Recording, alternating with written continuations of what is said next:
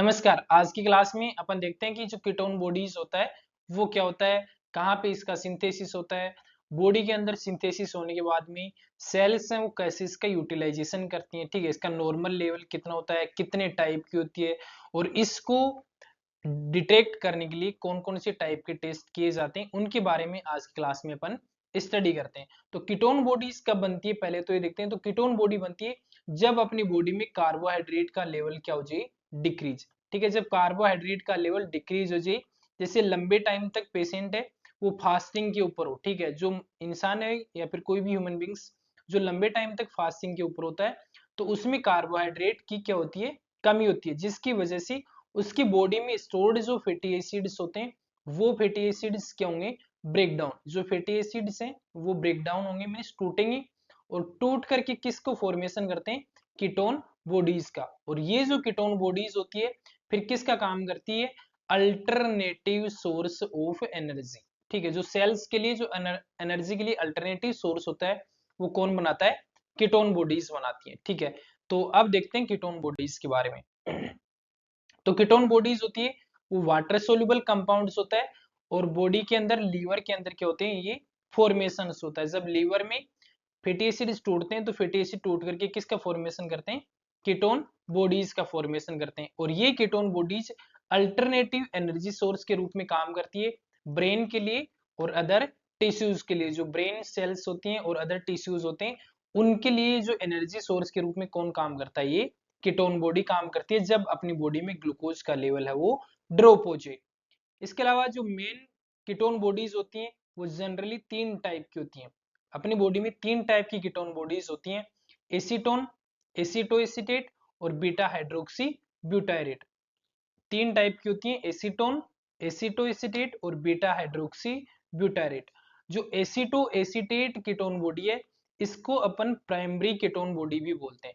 ठीक है, aceto acetate को कौन सी कीटोन बॉडी बोलते हैं, प्राइमरी कीटोन बॉडी बोलते हैं। क्यों बोलते हैं, क्योंकि सबसे पहले तीनों कीटोन बॉडीज में एसीटो एसीटेट ही बनती है। ठीक है, तो इसीलिए एसीटो एसीटेट को क्या बोलते हैं, प्राइमरी कीटोन बॉडी। उसके बाद में जो एसीटोन और बीटा हाइड्रोक्सी ब्यूटायरेट है इसको अपन बोलते हैं सेकेंडरी कीटोन बॉडीज। और इसको सेकेंडरी कीटोन बॉडी क्यों बोलते हैं, क्योंकि एसीटोन से मिलकर के ही क्या बनती है, एसीटोन और बीटा हाइड्रोक्सी ब्यूटायरेट। यानी एसीटो एसीटेट बनने के बाद में आगे ये जाकर के किसका फॉर्मेशन करती है, एसीटोन का और बीटा हाइड्रोक्सी ब्यूटायरेट का। इसीलिए एसीटो एसीटोन और बीटा हाइड्रोक्सी ब्यूटायरेट को अपन कौन सी कीटोन बॉडी बोलते हैं, सेकेंडरी कीटोन बॉडी। एसीटोन और जो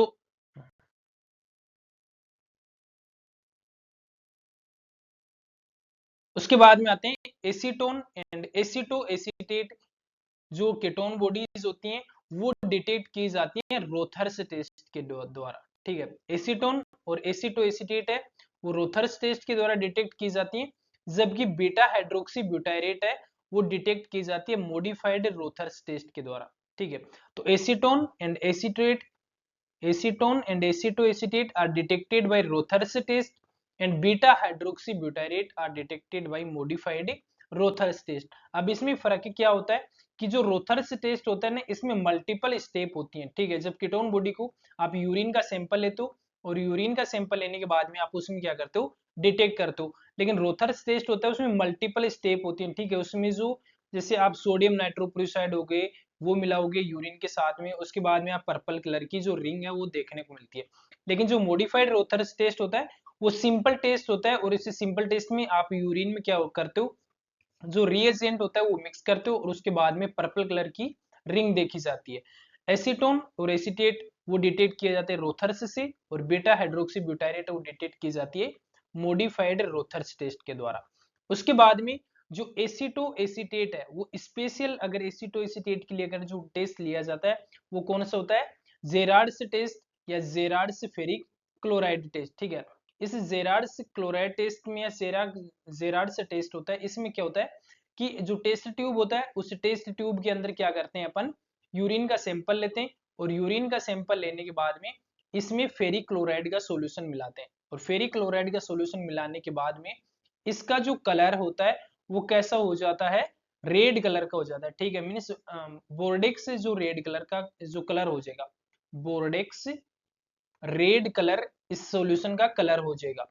अब इसको अपन क्या करते हैं, 5 मिनट तक बॉईल करेंगे और 5 मिनट तक बॉईल करने के बाद में अगर इसका कलर सेम टू सेम रहता है तब तो ये टेस्ट क्या है, नेगेटिव। अगर ये कलर नहीं बदलता है तब तो नेगेटिव है, और अगर कलर बदल जाता है तो इसका कलर कैसा हो जाए, कलर अगर डिसअपियर हो जाए इसका जो बोर्डेक्स कलर है तो क्या बोलते हैं इसको, पॉजिटिव। ठीक है, तो ये होता है जेरार्ड टेस्ट। अब अगर अपनी ब्लड में जो कीटोन बॉडीज होती है उसकी नॉर्मल कंसेंट्रेशन देखें तो नॉर्मल कंसेंट्रेशन 1 mg/dl से कम होती है। ठीक है, कीटोन बॉडीज का नॉर्मल लेवल होता है ब्लड में 1 मिलीग्राम पर डेसीलीटर से भी कम होता है। इसके अलावा फिर जो कीटोन बॉडीज जब बनती है तो कीटोन बॉडीज यूटिलाइजेशन कौन सी टिश्यू सबसे ज्यादा करते हैं, तो ग्लूकोज की बजाय ऐसे कौन से टिश्यू होते हैं जो कीटोन बॉडी को प्रीफर करते हैं, तो वो आता है हार्ट की मसल्स और रीनल कोर्टेक्स। दो टाइप की मसल्स होते हैं रीनल कोर्टेक्स में और हार्ट मसल्स, वो क्या करती हैं ग्लूकोज के बजाय एनर्जी सोर्स के रूप में कीटोन बॉडीज को प्रीफर करती हैं। उसके बाद में देखते हैं कि जो कीटोन बॉडीज होती है वो बनती कैसे, बॉडी में कौन कौन सी ऐसी स्टेप्स होती हैं जिसके द्वारा कीटोन बॉडीज होती है उसका सिंथेसिस होता है। तो कीटोन बॉडीज बनती है वो अपनी बॉडी में लीवर में, और लीवर की सेल्स में जो माइटोकॉन्ड्रिया होता है वहां पे क्या बनता है, कीटोन बॉडीज बनती है। और जनरली जो कीटोन बॉडीज होती हैं दो कंडीशंस होती हैं जिस दौरान कीटोन बॉडी का बॉडी में फॉर्मेशन होता है। एक तो कब, जब अनकंट्रोल्ड डायबिटीज मेलाइटस हो। और अनकंट्रोल्ड डायबिटीज मेलाइटिस में क्यों होता है, क्योंकि जो ब्लड की जो बॉडी की सेल्स होती हैं उन बॉडी की सेल्स को ग्लूकोज नहीं मिल पाता और ग्लूकोज जो होता है वो ब्लड में ही रन कर रहा होता है, इसलिए सेल्स में क्रेविंग होती है। और सेल्स में क्रेविंग होने की वजह से जो बॉडी के अंदर लीवर में जो फैटी एसिड स्टोर्ड है वो टूटना स्टार्ट होते हैं और कीटोन बॉडी को बनाना स्टार्ट कर देते हैं। सेकेंड वन आता है स्टारवेशन। स्टारवेशन में बॉडी में ग्लूकोज का लेवल डिक्रीज होने लगता है जिसकी वजह से उस एनर्जी के सोर्स को अल्टरनेटिव के रूप में कीटोन बॉडीज बनना स्टार्ट हो जाती है और सेल्स को एनर्जी प्रोवाइड करवाती है। अब सिंथेसिस कैसे होता है, तो लीवर के अंदर क्या होता है कि एसिटाइल कोएंजाइम ए के दो मॉलिक्यूल मिलते हैं। ठीक है, एसिटाइल कोएंजाइम के दो मॉलिक्यूल बनते हैं और ये दोनों मॉलिक्यूल थियोलेज एंजाइम की प्रेजेंस में मिलकर के किसका फॉर्मेशन करते हैं, एसिटो एसिटाइल कोएंजाइम ए का। दोनों एसिटाइल कोएंजाइम ए के मॉलिक्यूल मिलकर के थियोलेज एंजाइम की उपस्थिति में एसिटो एसिटाइल कोएंजाइम ए बनाएंगे। अब ये जो एसिटो एसिटाइल कोएंजाइम ए है इसमें एक मॉलिक्यूल और ऐड होगा एसिटाइल कोएंजाइम ए का, तो इसमें टोटल कितने मॉलिक्यूल हो गए, 3 मॉलिक्यूल। ठीक है, तो दो तो ये एसिटो एसिटाइल बना लेंगे, उसके बाद में तीसरा मॉलिक्यूल और ऐड होगा इसमें, और तीसरा मॉलिक्यूल और ऐड होने के बाद में HMG कोएंजाइम सिंथेज एंजाइम की उपस्थिति में ये किस में कन्वर्ट हो जाएंगे, HMG कोएंजाइम ए में। ठीक है, और ये HMG कोएंजाइम ए में कन्वर्ट हो जाएगा। अब ये जो HMG कोएंजाइम ए है वो लाएज एंजाइम की उपस्थिति में टूटेगा और टूट करके एक तो बना लेता है एसिटो एसिटेट जो कीटोन बॉडीज होती है वो, जिसको अपन ने क्या बोला था, प्राइमरी कीटोन बॉडी। ठीक है, तो सबसे पहले क्या बन गई, एसिटो एसिटेट, और एक मॉलिक्यूल बनता है एसिटाइल कोएंजाइम ए का।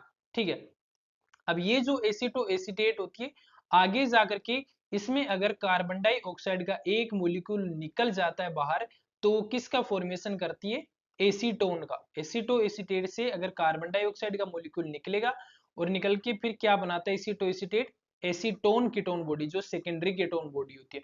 इसके अलावा सेकंड जो NADH dependent beta hydroxy butyrate dehydrogenase enzyme की उपस्थिति में ये किसका फॉर्मेशन करती है, beta hydroxy butyrate ketone bodies का। तो ये दोनों की दोनों कीटोन बॉडीज कौन सी होती हैं, सेकेंडरी कीटोन बॉडीज। ठीक है, तो दो एसिटाइल कोएंजाइम की मॉलिक्यूल मिलकर के एक तो सबसे पहले किसका फॉर्मेशन किया इन्होंने, एसिटो एसिटेट का, और ये एसिटो एसिटेट आगे जाकर के एसीटोन और बीटा हाइड्रोक्सी ब्यूटारेट का सिंथेसिस करती है। ठीक है, उसके बाद में नेक्स्ट देखते हैं जब अगर इसका सिंथेसिस हो जाता है कीटोन बॉडी का अपनी बॉडी के अंदर लीवर में, तो इसका यूटिलाइजेशन कैसे किया जाता है, तो जो इसका यूटिलाइजेशन होता है वो एक्स्ट्रा हिपेटिक जो टिश्यूज होते हैं, हिपेटिक जो मींस लीवर के बाहर के जो टिश्यूज होते हैं उनके द्वारा इसका क्या किया जाता है, यूटिलाइजेशन किया जाता है। लीवर इसको केवल बनाता है लेकिन यूटिलाइज नहीं करता है।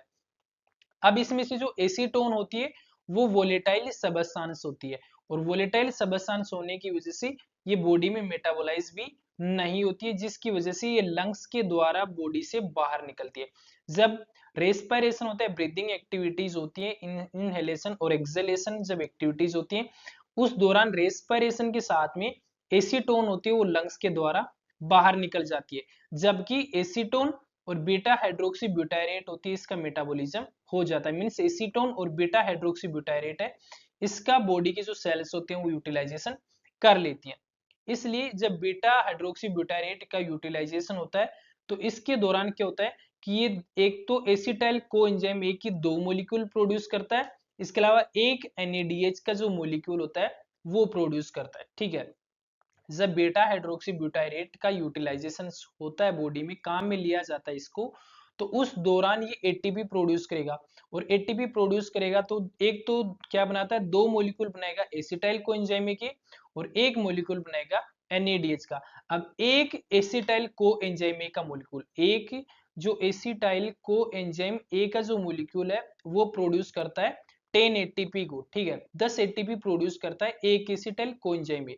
अब 2 मॉलिक्यूल बने एसिटाइल कोएंजाइम ए के, तो कितने मॉलिक्यूल हो गए एटीपी के, 20 मॉलिक्यूल हो गए टोटल। ठीक है, और एक NADH का जो मॉलिक्यूल होता है वो 2.5 एटीपी को प्रोड्यूस करता है, तो टोटल एटीपी का प्रोडक्शन कितना हुआ, 22.5 एटीपी। 22.5 जो एटीपी के मॉलिक्यूल है वो प्रोड्यूस हुए, इसमें से एक जो एटीपी होती है वो यूटिलाइज हो जाती है।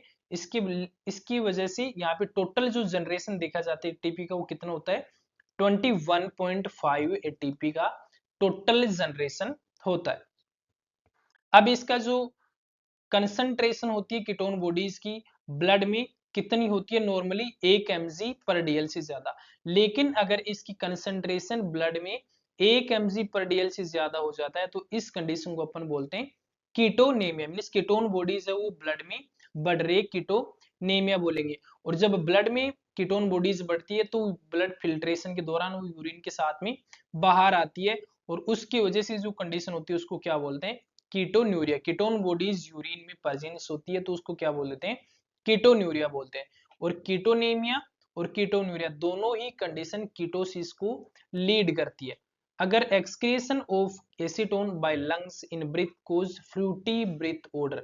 ठीक है, अगर जो लंग्स में एसीटोन का एक्सक्रिएशन होता है जब इंसान सांस लेता है, उस दौरान लंग्स के द्वारा अगर एसीटोन का एक्सक्रिएशन होता है तो उस मरीज की जो सांस होती है वो कैसी होती है, फ्रूटी ब्रीथ ऑर्डर। ठीक है, और ये किसकी वजह से होता है, उस मरीज में जब डायबिटिक कीटो एसिडोसिस हो। तो डायबिटिक कीटो एसिडोसिस में जो क्लिनिकल साइन होता है वो कौन सा होता है, फ्रूटी ब्रीथ ऑर्डर।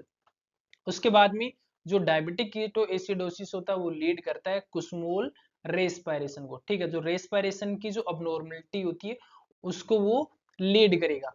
उसके बाद में देखते हैं अगर अपनी बॉडी में जो यूटिलाइजेशन होता है कीटोन बॉडीज का, तो वो कौन कौन सी स्टेप्स में की जो बीटा हाइड्रोक्सी ब्यूटायरेट है वो लास्ट में जाके कैसे सेल्स होते हैं वो उसको वो यूटिलाइज करते हैं। तो जो बीटा हाइड्रोक्सी ब्यूटायरेट लास्ट में अपने देखा कि जो बीटा हाइड्रोक्सी ब्यूटायरेट है केवल वो ही यूटिलाइज होती है। तो क्या बनाता है कि जब beta hydroxy butyrate dehydrogenase enzyme की उपस्थिति में किसका फॉर्मेशन करती है, एसीटो एसीटेट को। ठीक है, और ये एसीटो एसीटेट बनाएगी, इस दौरान एक NADH का जो मॉलिक्यूल है वो एक NADH में कन्वर्ट हो जाएगा। ये जो एसीटो एसीटेट है वो थियोफोरेज जो एंजाइम होता है, इस थियोफोरेज एंजाइम की उपस्थिति में aceto acetyl co enzyme A की मॉलिक्यूल का फॉर्मेशन करता है, और इस दौरान ये कंडेंस होता है सक्सिनाइल को एंजाइम ए के साथ में, और किसका फॉर्मेशन करता है, सक्सिनेट का। ठीक है, जब एसीटो एसीटेट से aceto acetyl co enzyme A बनता है, इस दौरान ये aceto acetate acetyl co succinyl को एंजाइम ए के साथ में कंडेंस होता है और सक्सिनेट का फॉर्मेशन करता है। अब ये जो aceto acetyl co enzyme A है वो को ASH एंजाइम के साथ में कंडेंस होगा, और को ASH के साथ में कंडेंस होकर के 2 molecule acetyl co enzyme A के बनाएगा। तो अभी अपन ने देखा ना टोटल एटीपी का प्रोडक्शन कितना होता है, तो एक तो एसिटाइल कोएंजाइम ए का मॉलिक्यूल ये रहा और एक ये रहा, तो दोनों एसिटाइल कोएंजाइम ए के मॉलिक्यूल टोटल एटीपी कितना प्रोडक्शन करते हैं, 20 एटीपी का प्रोडक्शन करते हैं। जबकि एक ये जो NAD+ है और ये किस में कन्वर्ट होगी, एक NADH का ये मॉलिक्यूल यहाँ रिलीज हो गया, तो इसमें कितने एटीपी प्रोड्यूस हो गए, 2.5 एटीपी। ठीक है, तो टोटल कितना प्रोडक्शन हो गया, 22.5 एटीपी का प्रोडक्शन हो गया। ठीक है, तो आज की क्लास में अपन ने देखा है कि जो कीटोन बॉडीज होती है वो कीटोन बॉडीज कैसे बनती है, सिंथेसिस कैसे होता है, इसके अलावा उसका यूटिलाइजेशन कैसे होता है, नॉर्मल लेवल कैसे क्या होता है। तो आज की क्लास में बस इतना ही, बाकी का अपन देखते हैं नेक्स्ट क्लास में। Thank you.